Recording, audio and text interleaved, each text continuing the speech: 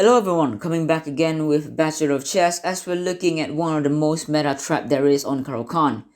We'll actually call it a trap, but there is a legitimate best line that people just keeps falling into. So without further ado, let's just get into it.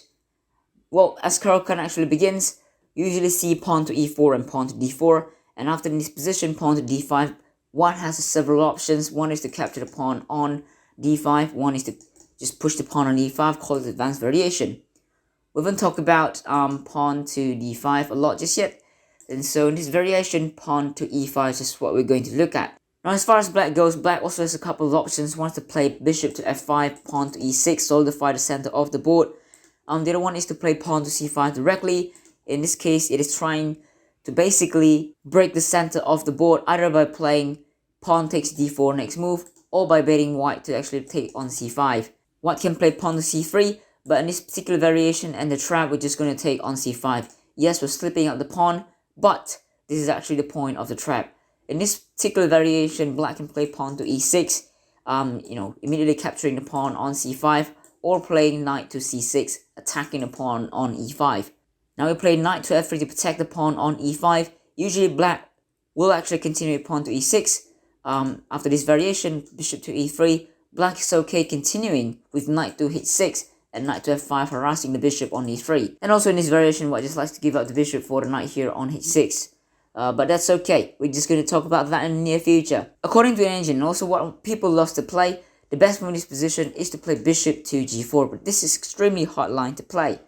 The point is to take out the knight, so you can take the pawn on e5 for free. Now pawn on c3 doesn't really protect the pawn on e5, and in fact it doesn't. It wants to protect the pawn on c5 instead, solidify the one that is on c5. Now it will be very bad if black takes the pawn on e5, because this is where the trap is set in.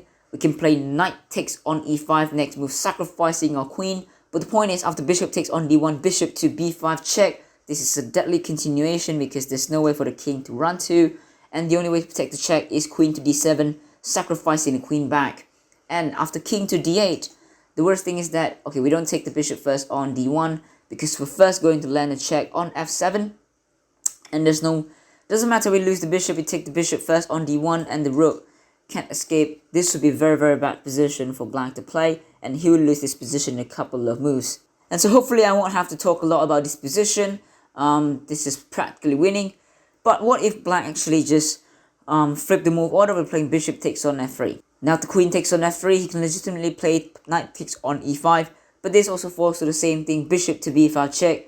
Well, the knight this time can block, and it seems like there's no problem, but in this position, white plays pawn to c4. This pawn to c4 looks to break up the center of black. Now if black takes, of course, it will be very bad, because this will be falling into the same thing, queen to d7, queen takes on a8, white wins a rook, and he's going to win the game. And so upon c4, usually black doesn't take on c4 and enhance the center, instead of pawn to e6, but we can continue developing something like bishop to e3, protecting the pawn on c5. Remember, we talk a lot about Caro Kann from black wanting to play and enhance everything on the queen side, while actually defending the king side quite firmly. So black actually wants to look at, play on the queen side, rook to c8, pawn to a6, pawn to b5. But in this particular moment, because the pawn is on c5, anchoring everything on the position, black actually has difficult time finding play on the queen side. And so yes, what it literally means is that black will have a hard time finding play for his pieces. Well, sample line can continue something along with queen to f6, where it tries to, trade off some of the pieces that white has, some are active pieces in fact.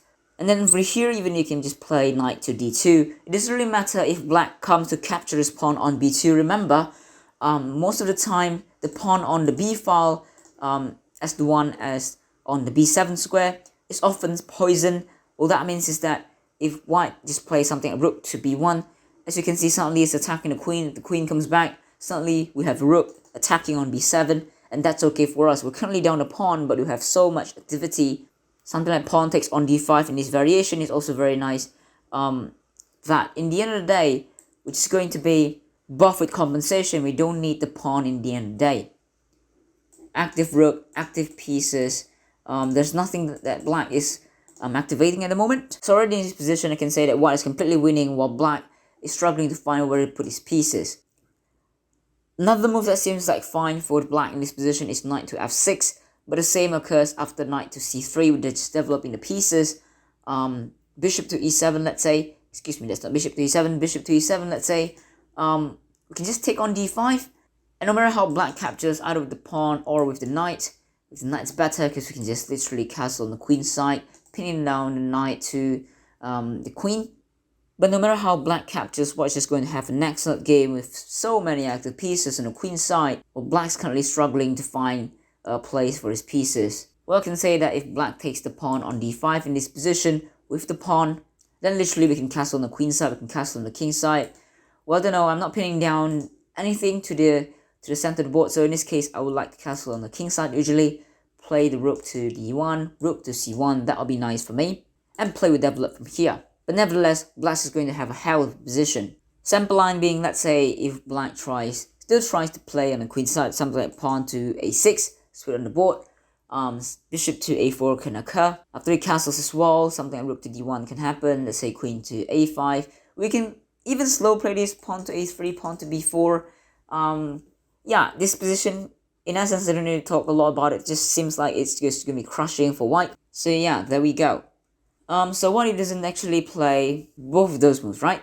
So let's say in this position he plays pawn to e6, which is one of the most wholesome moves, so to speak. But in this position, again, we have the same idea, bishop to e3. So we're literally done with the trap right now, but what if black actually plays pawn to a6 in this position? Well, we actually have the same plan, protecting the pawn on c5 and causing black some trouble, so bishop to e3 is often what we played. It's the same for black. Black cannot capture the pawn on e5 because, again, we have opened up the line on c3 for the queen, and so something like queen to a4, excuse me, oh my goodness, queen to a4 check is something that's devastating for black, because now we're unpinning the queen, attacking the bishop, attacking the knight. After the king moves somewhere, let's say, I don't know, something like queen to d7 might help. But in this position, bishop to b5 seems to be devastating because the queen is literally trapped. And if, let's say, he plays knight to d7, then the bishop hangs. If he moves the king to e7, then the knight hangs. Following that is the bishop next turn. So, yeah, taking on e5 always poisoned. If we again flip the move, let's say bishop takes on f3, and after queen takes on f3, knight takes on e5. Well, that seems to be good, but then bishop to b5 as well. Always this bishop to b5 after knight to d7. We again play this very same concept with pawn to c4, breaking up the center of the board. With this many development, I think white is just going to be very happy and already have a significant advantage on his hand. Hopefully you understand the pattern over here. You can play along with it with your engine, of course, on your own leisure time as well. But in this position, again, there's one more try for black to play in this position. Well, that is to play pawn to a6. Pawn to a6 stop whatever is coming on b5. So literally he can play knight takes on e5 next move. Or just bishop takes on f3, queen takes f3, knight takes e5. But now we're just going to ignore the knight on f3 as we're just going to ignore the pawn on e5. He instead plays queen to b3. Now your attack mine, attack yours. This is called the danger levels according to Gotham Chess, if you've ever watched him. But the point is, after the bishop takes on f3, queen takes b7. This attacks the knight on c6. Sure, the knight can move to c6. And after, let's say, pawn takes f3, knight takes f3, it feels like our king is slowly naked on the center of the board. It seems like this is bad for us. But even after this position, after e6, we can play bishop to e2, kicked out the knight somewhere. Knight moves back to h4, let's say. Already we play something like queen to c6, that's okay, king to e7. This is not nice for black. And with this many development for white, white is just going to hide himself on the queen side, develop everybody out, and claim this position as very safe.